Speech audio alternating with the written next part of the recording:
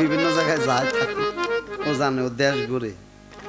হ্যাঁ, তো বাবা তুমি আসলে সচরাচর সবাইই তো জিগাই, সবাই তো কয় আমি তোমার কি জিগাই, শিষ্যের তো আসলে এই দিক সেদিক করে জিগান যায় না, তো আমি তোমার এইটাই জিগাই।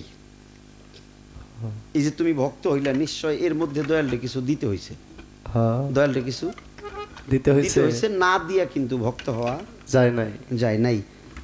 এই যে বায়াত হইছ, এটা হইল ক্রয় বিক্রয়। তুমি বিক্রয় হইছ, গুরু তোমারে ক্রয় করছে, এটার নাম কয় বায়াত। হ্যাঁ, এই বায়াত পড়ার পরে হইল মুরিদন নাকি, এটা বহুত মানুষে জানে না।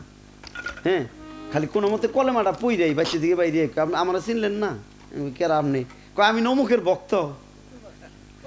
ও তো বুঝে না ভক্ত কারে কয়, শিষ্য কি আর সেবক কি, বালক কি আর ভক্ত কি, এটা তো বুঝে না। কোনো মতে খালি তোমাটা পইরাই পরের দিন থেকে কইতেছে আমার চিনেন না, আমি নমুক দরবারের ভক্ত। ওরে বাবা, এখন আমি তোমারে বুঝে কই, এই যে কলেমা পড়লেই তওবা পড়লেই সে ভক্ত হইয়া যায় না। এই কলেমা পড়িয়া বিক্রয় হওয়ার পরে সাধনা করলে, কর্ম করলে, ভজনা করলে, তারপরে সে মুরিদ হয়। মুরিদ মানে মরা, এটা জিন্দা থাকতে মরা, এটা হলো মরায় মরায় লেনা দেনা। গুরুও মরা, ভক্তও মরা, এই মরায় ওই মরারে খায়, ওই মরা এই মরারে খায়, খায় হইলো নামের সোধা। গুরু জপে ভক্তের নাম, আর ভক্ত জপে গুরুর নাম, এই হইলো মুরিদ। এই মুরিদ হওয়ার পর হইলো ভক্ত। তুমি খালি আমার লেখন না বোন না, তুমি খালি আড্ডা ধরে দেখাই দিবে তোমার পা থেকে মাথা পর্যন্ত কোন জায়গাটা ভক্ত। তুমি যে ভক্ত, তুমি খালি দেখাবা কোন জায়গাটা তোমার ভক্ত। আর তুমি আমার কনে রাখো, মানে আমি যে তোমার গুরু, তুমি আমার রাখছো কোথায়, এটা তুমি বললেই এরা অনেকেই যারা জানে না তারা বুঝবো। তুমি কবা যে মনে রাখছি, মনে তো বন্ধু বান্ধব রাখছো, যদি কেউ দিলে রাখছি, হৃদয়ে রাখছি, অনে তো বাপ মারে রাখছো, বিয়ে হইলে স্বামীরে রাখবা, বাচ্চা কাচ্চা হইলে তাগো রাখবা, কারণ অন্যের জায়গায় তো গুরু থাকবো না, নাকি কোন আপনারা? অন্যের জায়গায় গুরু থাকে না, গুরু যেখানে থাকে সেখানে অন্য কেউ থাকে না। না, তাহলে এই তোমার মানব দেহে আমার জায়গা কোনে, মানে তুমি আমারে কোনে রাখছো, আমারে জেনে রাখবা, এনে অন্য কেউ থাকতে পারবে না।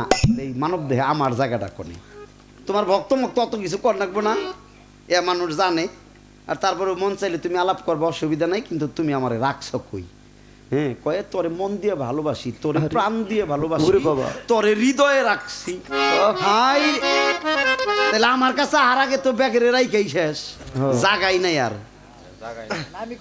তাহলে গুরু রাহ কোনে, আসলে গুরুরে মানুষে রাহে কোনে, এটা তুমি ভালো করে কবা। কইলে অনেক মানুষ, এই যে আমার পোলাহানোরা কিন্তু জান না, হ্যাঁ, আর বাকিরা ভালো জানে, এরা জ্ঞানী গুণী। এদের জন্য হইলেও জিগাইলাম, তুমি কইবা আমারে তুমি কই রাখছো। একটা কথা রইছে, সেটা হলো কি, চোখে থন যাব না, এ চোখ দিয়া যে গোড়া দেহে, এ চোখে তার জাগাবো না, এনু বিপদ আছে। বহুত মানুষের দুনিয়ায় চোখই নাই, আছেন এরকম মানুষ? হাজার হাজার মানুষ আছে যারা চোখে দেখে না, অন্ধ গর্বে থেকে। কেউ এই জগতে অন্ধ হইছে, তাহলে ও রাখবো কোনে? না না, এরকম না। খেয়াল করে অনেকেরই জিজ্ঞেস করি, বাবা হ্যাঁ তুমি আমার কি দিবে? তুই তো আপন মানুষকে দিয়ে রে, তোরে কয়ে দিই। এই যে অনেকেরই জিজ্ঞেস করি, তুমি আমার কি দিবে, তোমার কি আছে?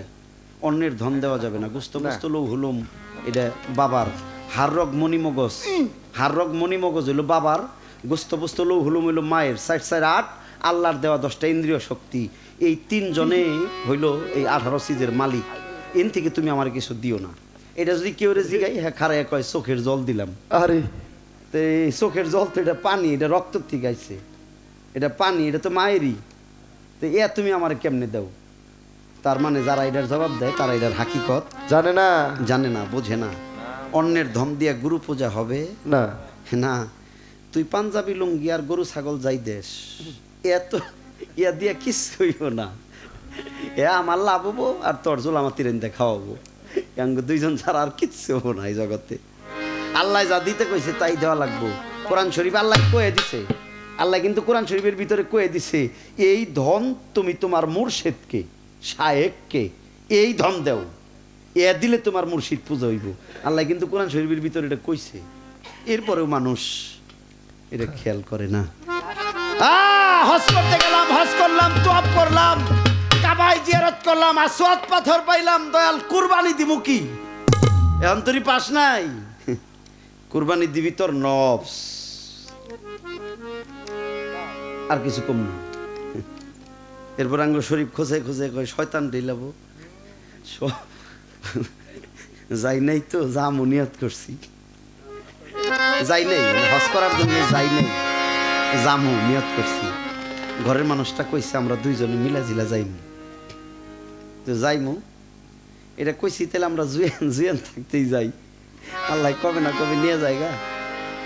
হ্যাঁ, হঠাৎ করে একদিন কয়ে বললো, কয় যাবেন যে খেয়াল করে, জুয়ান থাকতেই কি যাবেন? কই হ চলো যাই, তাহলে জুয়ান থাকতেই দুইজনে মিলা জিলা যাই ঘুরে আসি। টপ করে কয়ে বললো একল গান করন যাব না, দিল না তো বাড়াই রে, তাহলে আয়া যদি গান না করন যায় তাহলে থাকা মোহনি। হ্যাঁ, টেহাটা বড় কথা না, এই শীত আইলে এরকম রাইত আইলে ভিতরটা ফাপড় লাগে, ভাল লাগে না। হ্যাঁ, গান না কইলে একটু নাক কানলে, গুরু মুর্শিদের নাম নিয়ে আনলে ভাল লাগে না, কিন্তু টাকাটাই বড় বিষয় না। 2-4 রাত বাড়িতে শুয়ে থাকলে তখন আর ভাল লাগে না, পাগল পাগল লাগে। এই যখন কইলো যাই এখন গান করন যাবে না, এই জন্য কইলাম একটু বার দেও। কত কাম বাদ দেন নাকবো, হজ করে আইলে বহুত কাম বাদ দেন নাকবো। এই জন্যে এটা সত্য কথা কইলাম, নিজের সংসারের কথা কইলাম, এটা সত্য কইলাম। এই জন্যে হ্যাঁ কইছি একটু বার দেও। গেদিরে যাই নাই তো, যারা গেছে তার কাছে শুনি, চাচারা গেছে। আমার আবার চিন্তা নাই, বড় আদি চাচা হজে গেছে, এক চাচা হজ করে আইলে বলে গোষ্ঠীর ব্যক্তি শ্রদ্ধা নিব।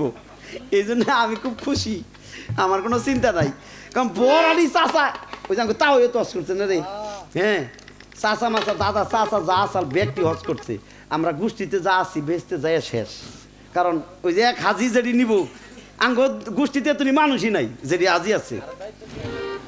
হ্যাঁ, আরো পাড়ার ডিউনিয়াম, কারণ গোষ্ঠীতে যে হজ কইরা হ্যাঁ বলে এই তার গোষ্ঠীর দি ব্যক্তি পার করে নিয়ে যাব, এটা কলকে দি হোনা কথা। হ্যাঁ, তো যাই নাই, শুনছি যে 3টা খাম এইভাবে খাড়া করে রাখছে, ওই খামের মধ্যে পাথর দিয়ে ঢেল দিলে তার শয়তানরে ঢেল দেওয়া হয়। আসলে কি দেখুন, তাই না? আগে মনে করছি শয়তান বোতয় দেহে ওইতে মানুষের ঢেল মারে, ওরা কিচ্ছুই না। শয়তান যে দেখছাল হে ঢেল দিছাল, কসে রাখ, কসে দেখছাল কেরা? হযরত ইব্রাহিম আলাইহিস সালাম তার ছেলেরে ইসমাইলকে কুরবানি করতে নিয়ে যাব, এমন সময় শয়তান কানে কানে কইতেছে, ইসমাইল তোর বাবার সাথে যাইস না, তুই কি জানোস তোরে জবাই করব। ইসমাইল কয় এই তুই কেরা? কয় আমি মকরম আজাজিল। কয় তুই আমার এই বুদ্ধি দেশকে? কয় তোর বাবা তোরে জবাই করবে, খুন হবি তুই, রক্ত বাইরব তোর। ইসমাইল হাইসে দিয়ে কইসাল, বাবা আমারে জবাই করবে, খুন করবে, হ্যাঁ আল্লাহ রস্তে, ইহাতে আল্লাহ সন্তুষ্ট হবে। ও মকরম, তাতে তোর কি? শয়তান তো দেখা যায় না। হ্যাঁ, কানে কানে এ কইতাছে, ইসমাইল যাইস নে, তুই একটা পলিসি কইরা তোর বাবার হাত থেকে সুইটা একটা দৌড় দে। ইসমাইল কয়, মকরম তুই জানিস না, মাওলা আমার আব্বারে স্বপ্নে দেখাইছে প্রিয় জিনিস কোরবানি দিতে হবে, আর এই প্রিয় জিনিস কোরবানি দিলে আল্লাহ সন্তুষ্ট হবে। বাবা অনেক কিছু কোরবানি দিছে, তাতে আল্লাহ সন্তুষ্ট না। পরে বাবা ভাবছে যে আমার ছেলের চাইতে আর প্রাণপ্রিয় কেউ নাই, এই জন্য আমারে নিয়ে যাইতেছে আল্লাহর সন্তুষ্টির জন্য। আমারে জবে করলে যদি আল্লাহ সন্তুষ্টি হয়, এ মকরম তুই কেন বাধা দিস? এরপরে যখন মকরম পিছ ছাড়ে না, তখন আরবে তো মরুভূমিতে তো পাথরের অভাব নাই, ওন থেকে খুই দেয়, এরপরে পিছন থেকে যে ডেল। এই সময় ইব্রাহিম আলাইহিস সালাম কইছে, ও বাবা এ তুই কি করলি, তুই ডেল দেশ কারে? কয় বাবা মকরম বেড়া বেড়া করতেছে। হ্যাঁ, কয় তাহলে আরো 2টা দে। তারপরে ওই যে আরো 2টা ডেল দিছাল। ইসমাইল তো মকরম দেখছাল, তাই ডেলাইছে।